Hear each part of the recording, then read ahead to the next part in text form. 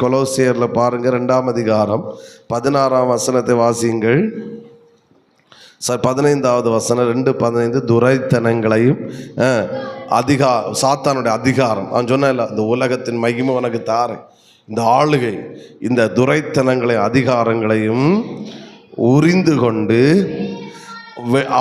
அவனை நிர்வாணமாக்கி, அவனை ஒன்றும் இல்லாமல் ஆக்கி, சோத்திரம், ஒரு அலையிலேயே சொல்லுங்க பார்க்கலாம், அவனுடைய வல்லமையிலெல்லாம் பிடுக்கி போட்டு சோத்திரம் ஒன்றும் இல்லாமல் ஆக்கி, அந்த பிசாசின் மேல் சிலுவையில் இயேசு என்ன செய்தார்?